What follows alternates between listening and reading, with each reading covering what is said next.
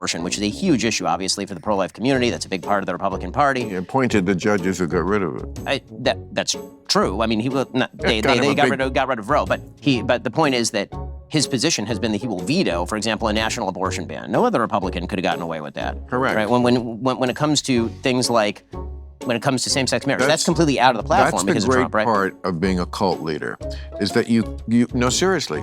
Bill Maher found another victim for his Club Random podcast, and today he has Ben Shapiro. I was on YouTube, and my cringe mind, aka my subscription feed, found me this golden nugget of content. I saw this and I knew it would probably be a doozy. So I actually haven't watched this yet. This will be my first time. Ben Shapiro's a pretty smart and persuasive guy. Let's see if he has any luck in changing drunken buffoon Bill Maher's Trump deranged mind. Good. I mean, it's not a 100-0 proposition. Charities, Catholic charities. And one of the things it does is it does keep some people in line. Yeah, that's what Voltaire said. So it makes other people fly planes into buildings. So we'll call that one a push. Right? Am I right? I mean, I won't say that all religions are exactly equal in their effects. No, but it does keep the idea that, and this is not so much in Judaism, because Judaism is the least about the afterlife and how much the devil is going to poke you in the ass with a pitchfork if you fuck up on earth, right? Yes. What is the review for our students? What is the Judaic version of the post-life? What's their post-life There's a big debate about it, just like everything else in Judaism. But there's not one kind of clear picture. I mean, the picture that I always got is it heaven? More or less, yes, but heaven can be construed as sort of reunification with God, more than sort of like you're hanging out just like you're a human being, but you're hanging out with all your friends up there. And hell is less of like you're burning in everlasting fire, and more like there's a cleansing process that your soul goes through because of all the sins that you've done, and that process has to continue in order for your soul to be cleansed so it can rejoin God, essentially. But Judaism has a concept of hell, of Hades, of no. Not really. Right, and that's hugely different. Yeah, than the other two big ones. For sure. No, hell is Los Angeles. I almost got robbed last night, by the way. What? Oh yeah, we were here for family and to be on this, and went out with some friends last night on 3rd Street for dinner, and it's not a bad area. No. Like 10:30 at night, we get out of the restaurant. I have security, obviously, so we start heading one way. My friends head the other, as a husband and wife. They go like 3 cars down. They get in their car. As soon as they get in their car, a white Hyundai pulls up. And 3 black gentlemen, I mentioned the race because they are still at large, jump out of the car. They immediately grab my friend, pull him out of his car, steal his wallet, steal his watch, pull his keys out of his pocket, his phone. They run around to his wife. They grab her, start trying to rip the jewelry off of her. She screams. And at this point, their time has elapsed. They jump back in the car and they take off. And I remembered why I moved to Florida. So. Well, it's not like that couldn't happen in Florida. Well, I mean, we'd shoot you. If Well, are you strapped? In Florida, sure. You are. So's my wife. Everybody's strapped in Florida. Come on, man. I've been there. Okay, well, what I take from this is don't eat on 3rd Street anymore. There's some fine restaurants on 3rd Street. I mean, I love Berries. It's late night. It's a very strange restaurant because it's nice. Nobody's ever in it. If you want to, be sure to get a table at 9 o'clock. I'm just walking off the street. I recommend it highly. I think they must be laundering money or something. Jones is a old, isn't the little door on 3rd? These are all places I will never go again. Yeah, no, listen, I grew up here, man. I mean, I spent my entire childhood here. I was here for, of the 36 years before I moved to Florida, I was here for 33 of them here. And then there came a point where we were out. Well, I mean, you're not unique, certainly. There's lots of people who have moved. The places people move are Florida, Nashville, and Austin. Yep. Right. Those are the 3 sort of havens for people who have had wokeness up to here. And when I say wokeness, I mean, it's a triggering word because some people think of it in the original meaning, which is, as I always say, noble, alert to injustice. Certainly with our despicable racial history, that was necessary to be super alert and vigilant.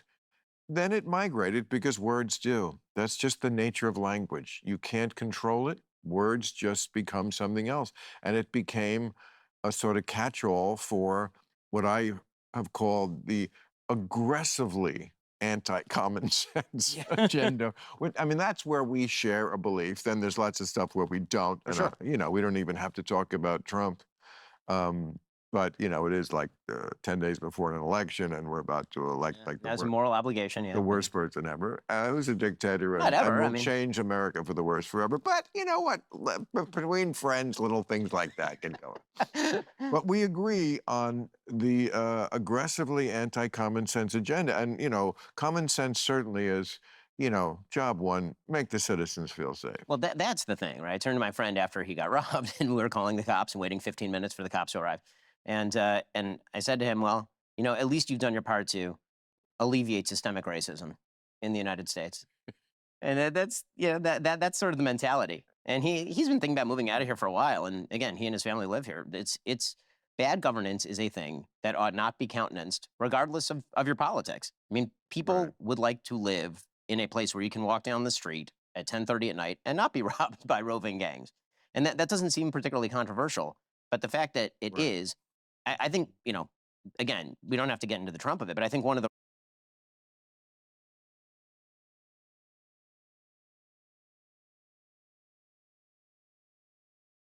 the reasons why people are less concerned about things that people like Trump say is because, like, okay, the issues that matter to me are things like, is my grocery bill twice what it was 3 years ago? Am I getting, again, he and his family live here. It's bad governance is a thing that ought not be countenanced, regardless of your politics. I mean, people Right. would like to live in a place where you can walk down the street at 10:30 at night and not be robbed by roving gangs. And that doesn't seem particularly controversial. But the fact that it Right. is, I think, you know, again, we don't have to get into the Trump of it, but I think one of the reasons why people are less concerned about things that people like Trump say is because, like, okay, the issues that matter to me are things like, is my grocery bill twice what it was 3 years ago? Am I getting robbed on the street? And so the disconnect between the legacy media, which is very concerned about things like systemic racism, and the normal person who's like, I would just like to not get robbed today, that drives an enormous amount of distrust in legacy media. So when they start warning about, you know, Donald Trump saying X, Y, or Z, it's like, okay, well, he's saying that, and you know what? You know, like what I really care about is who's going to fix my life and make it better. And I think that really is a big divide right now. Yeah, the piece I'm doing at the end of the show Friday, and I guess this will air after that, so I don't have to worry that I'm cheating myself. But it's, you know, it ends with saying that the Democrats, when they ran against Trump, certainly in 2020 and this year, really their big argument is, let's get back to normal. Certainly that was Biden's. And what I'm saying to them, and of course I'm voting for her and I want them to win, is, and you know, I don't have to love everything, and I don't, but certainly it's not a hard choice for me. But if what you're selling is let's get back to normal, be normal. We know Trump isn't normal, but if you lose this election, it's because a sizable number, perhaps a majority, think you're not normal in fundamental ways either. And, you know, I know the far left hates me for always noticing this, but I'm going to continue to notice it because it's true. And it's not traditional old school liberalism. It's something very different. And you can't have that word. You are woke or whatever the word is, but it's different. And you can't like merge them when they're very often opposite. I think the Democratic Party has also done something where they've been intoxicated by the you know, wonderful high of being able to just say Trump over and over and over, and Trump is Hitler over and over, and that's excused them to basically believe they can do whatever it is that they want, say what it is they want. The weird thing about this election cycle is that positionally, Trump is the most moderate candidate in Republican history. Right? He took abortion basically out of the platform. Right? I mean, like he basically sidelined abortion, which is a huge issue, obviously, for the pro-life community. That's a big part of the Republican Party. He appointed the judges who got rid of it. That's true. I mean, he will not, they got rid of Roe, but the point is that his position has been that he will veto, for example, a national abortion ban. No other Republican could have gotten away with that. Correct. Right? When it comes to things like when it comes to same-sex marriage. That's That's- completely out of the platform That's because the of great Trump, right? part of being a cult leader, is that you no, seriously, is that Did you notice how Ben Shapiro laughed at that when Bill Maher said that? It's funny, like when I do these videos sometimes, when these Trump deranged syndrome patients, they go into here's why Trump's a cult leader or something just outlandish and not seated in reality like that. I always see the people who they're debating with or people next to them just kind of laugh or smirk because we all know it's like sane people know that they're being ridiculous. about personality, and this is true, and it's funny you bring up Hitler. It's like he's the one talking about Hitler now.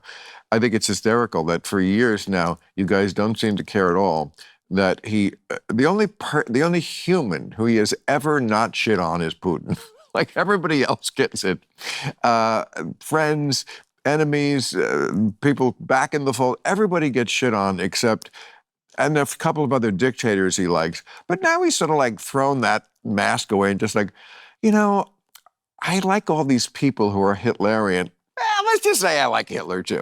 Well, I mean, It's kind of funny. well, here's the thing about the whole Hitler thing. So, as somebody who has a bit of a dog in the Hitler fight, right? I was going to say. Like the funny hat, says something about it. Yeah. As somebody who actually cares about this sort of thing, I was with Trump like 2 weeks ago at the grave of the Lubavitcher Rebbe with the hostage family, where one of the kids is being held right now in captivity by Hamas, American kid. Yeah. And I'll tell you something Hitler didn't do. That. Right. So for all of the jibber jabber about the stuff he says, the thing I've always said about Trump is that on his gravestone it's going to be written 45th, maybe 47th president of the United States. He said a lot of shit, and that's true. He does say an enormous amount of shit. And the way that I look at Trump is, and then what does he actually do? And I've noticed many of the people who are calling him Hitlerian seem to be perfectly okay with the pro-Hamas protesters on campus or with slow walking aid to Israel in the middle of a war with actual people who agree with actual Hitler. I mean, in Gaza, they used to have like an actual store called Hitler 2. That was like an actual shop. It was a clothing shop in the Gaza Strip. It was reported on by the Jerusalem Post in 2015. And I'm more concerned about that, frankly. Nazi uniforms were sharp. There's just no way around it. Listen. It's just no. Hugo Boss. Hitler did do one amazing thing. He did kill Hitler. Yeah. Yeah. But the uniforms were just on point. Hugo Boss, man. I mean, among other, yes, but I mean, just the way that the cut on those, like especially the general's uniform with the red stripe on the leg, and also those leather full length, Just snazzy. just with the lapels, everything was just. Now there are things I don't like about the Third Reich. But I can answer your question there about like he just says stuff. I mean, you're so sanguine about this, it just amuses me. And it won't in the future because, he didn't do a lot of the stuff he said the first time, but he tried. Hillary, lock her up. Yeah, he tried. He tried to get Sessions to do that. Not really. Yeah, he did. No, he didn't. And he certainly tried to not honor the election, and as I said from the beginning, didn't concede. He tried everything. He did not have in place enough lackeys and stooges to pull it off the first time. That may not be the case the second time. That's my worry about Trump. The whistling past the graveyard he says a lot of things about the enemies within and all these words and phrases that we heard from places where they did conduct pogroms about people. That's exactly what they said in Rwanda. Okay. I mean, I think that if you're believing that Donald Trump is a figure who's about to massacre the Houthis, I don't. Houthis or the Tutsis, But if they were here, he would. I highly. The Houthis, they're eating the pet. The Houthis, the Haitians ate all the dogs and the cats. The Houthis go for the hamsters. But here's the thing. I keep asking people, what's the practical path for Trump to do this? I've actually said to people, if you actually want Trump not to deny the next election, then probably he should win, because he ain't sticking around for a third term. All he wants is to win. Once he wins, he frankly, I mean, really? Again. On a practical level. Again, that's adorable that you think that. You think he wants to stick around after that? The only reason he stuck around this time is because he lost last time. That's the only reason he's there. I mean, he's not even unique in this. Once you get to be president, once you have the plane, and wherever you want to go in the world, you can get there faster than any other human being because they will clear the countryside, the streets, they will clear everything. Once you have all those kind of perks, you never want to give Oh, them. Look at Biden. He must have known that he was a shell of his former self, but you cannot. It's like flying private. Yeah, but he's eligible. I mean, Once you do Trump's not eligible after this. Once I mean, you he's fly done. private once, They can't even list him on a ballot. I mean, once his second term is over, it's over. And as far as the people he's going to appoint to his cabinet, they have to go through Senate confirmation. I mean, like, here's the thing about Trump. And again, we don't have to talk about Trump the whole time, but the systems of government, the checks and balances, were built to stop stupid, blundering attempts to overrun those boundaries. They really were. I mean, that's why you can say that Donald Trump tried all this stuff and it failed, because the system was basically built for that. What the system was not really built for was the takeover of institutions from the inside and then the gradual weakening of those institutions. So, for example, the use of the Occupational Safety and Health Administration to try and cram down vaccines on 80 million Americans, right? Or the attempt to ram down, alleviation of student loans single-handedly, and then after the Supreme Court says don't do that, the attempt to continue to do that.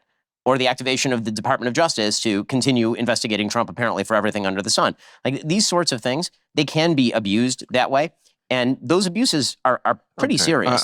Ben Shapiro is absolutely right there. And don't forget, them trying to control free speech through social media, through internet. There's that whole thing. They got around the First Amendment by using the private companies could do whatever they want loophole. And didn't they impeach Trump for a second time, even after he was no longer president? Like, is that even allowed? Can you even do that? I don't know all of the official rules of the government, but I'm pretty sure you're not allowed to do that.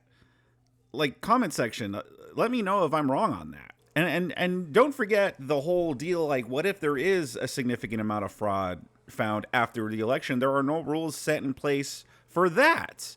So yeah, there is definitely, even though there are these checks and balances in place, and yeah, they work for the most part, there are ways to get around them, which the Democrats have actually found a way most of the time.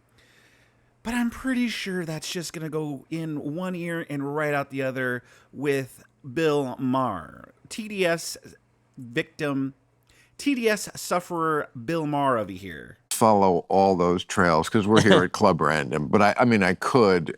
Some of what you say I agree with, some I don't. Let's end this section of our conversation with just this one question. If he does do these things that I fear, will you admit it? Sure. Yes. Of course. I think he will. I think you're an honorable guy. I do. I opposed him when he was doing this between November and January last time around. Okay, but he did it, so how could you possibly forgive it?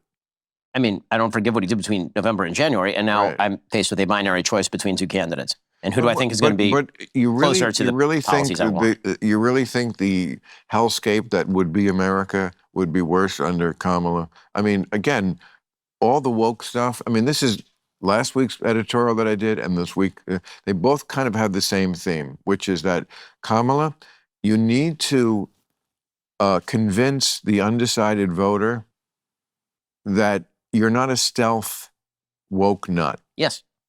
That's it. Are you convinced?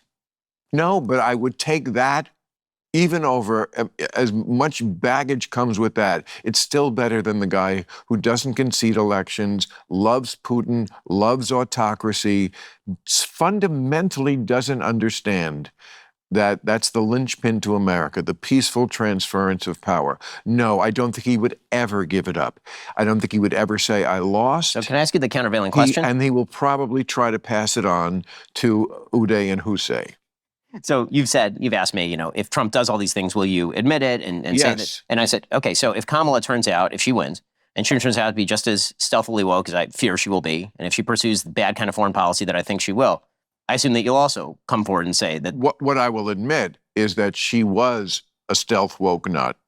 I will not admit, because I haven't said it now and never have and never would, that is yet worse than not conceding an election. Understood. That to me is the absolute bottom. So I think that if you're going to make a bet, to be fair, just to, if we're going to put it in people's lap, then the bet is basically, do you think there's a better chance that Donald Trump ends up being a Hitlerian, tyrannical dictator who overruns all the boundaries of power? Right. Or do you think that there's a better chance that Kamala Harris is going to be a stealth woke nut who And- runs America into a ditch. and And I what think I there's a way better chance of the latter than the former. Yeah, but yes, maybe so. Don't know, but a good question at least. What is not a question in my mind is, if the worst outcome of each happened, which is the worst of No, the two? fair. That's part of the calculus. And you agree with that? But I mean, It would be worse if Donald Trump turns into Hitler, I think that is worse than Kamala Harris being a bad not president. Hitler. He's not going to kill all the Jews. He likes the Jews. He does. And so do I. He's saying, well, if Trump becomes a dictator, will that be... Well, obviously. I could say the same thing if Kamala becomes... Or Kamala, sorry, for all those people that are like, no, you say her name right. Kamala. If Kamala becomes a dictator, well, that would be horrible too. Like, what is this? Yeah, obviously, if Donald Trump goes there and decides to just massacre half of the country, oh, well, yeah, obviously that will be worse. Like, no doubt about it. You know, we could think of all these hypotheticals, like, well, what if Trump did this? What if Trump brought a freaking bulldozer and demolished the White House? Wouldn't that be worse than Kamala's bad policies? Yeah, probably. Yeah. But what are the chances? The better question is, what are the chances of each happening? Kamala Harris winning the presidency and crashing this economy further than it already has. Even if she doesn't even make it worse, if it just stays the same, that's already bad that's already a big chance happening compared to Trump going in there and become a dictator, which again, we always point out he was already president and that didn't happen. And then they go, well, he tried. Okay, well, even if that were true, it wasn't. But even if that were true, we already proved that the checks and balances would prevent him from doing that. So what do you have to freaking worry about? What do you have to freaking worry about? Everything was better under Trump objectively than over Biden. But Bill Maher and Cenk Uygur and the Hassan Pikers and the Destinies, they are mentally deranged when it comes to Donald Trump. That is why Trump derangement syndrome is actually a real thing, and I think these people need to seek help. I still want to have a Dr. Phil therapy session with these gentlemen. I think that will draw great ratings. What do you guys think? Sound off in the comment section below. If you want to see Bill Maher look like a drunken fool, I have a whole playlist for you on the left-hand corner.